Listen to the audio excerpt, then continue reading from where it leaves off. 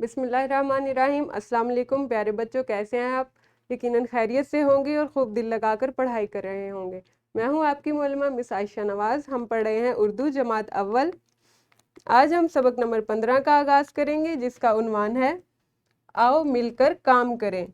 ये एक नज़्म है। इस नज़्म में आप पढ़ेंगे कि मिलजुल कर काम करने से क्या फ़ायदे होते हैं, क्या बरकत होती है और किस तरह से मिलजुल कर काम करने से हमारी इज़्ज़त में इजाफ़ा होता है। इस सबक में हमारे पास कुल हासिलात ताल्लुम 9 हैं, जिन्हें हम 3 हिस्सों में पढ़ेंगे। इस्लामी नुक्ता नज़र देखते हैं। आपस के मामलात में फयाजी को ना भूलो, तुम्हारे अमाल को अल्लाह देख रहा है। सूरह बकरा में अल्लाह ताला ने फरमाया है कि आपस में तुम्हारे जो भी मामलात हैं उनमें रहम दिली से काम लो, हमदर्दी से काम लो और एक दूसरे के मददगार बनो। फयाजी से काम लेने का मतलब है कि हम एक दूसरे के मददगार बने, एक दूसरे की गलतियों को बर्दाश्त कर सकें और रहम दिल हों, हम सख्ती ना करें, गुस्सा ना करें, और हमारे अमाल को अल्लाह ताला देख रहा है। सबक की तकसीम देखते हैं।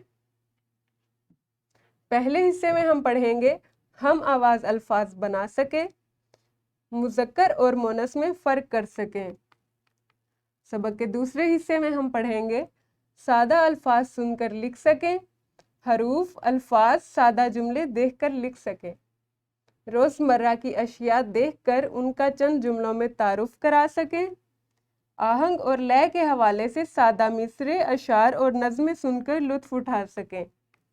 सबक के तीसरे हिस्से में हम पढ़ेंगे अल्फाज के जोड़ तोड़ लिख सकें, गिरोही कामों में शमूलियत इख्तियार कर सकें, छपाई के पेचीदा तसव्वुरात की दुरुस्त निशानदही कर सकें, आहंग और लय के हवाले से सादा मिसरे, अशार और नज़में सुनकर लुत्फ़ उठा सकें। ये हमारे सबक की तकसीम होगी। कल तक आपने अपने रोज़ाना के मामूलात का जायज़ा लेना है।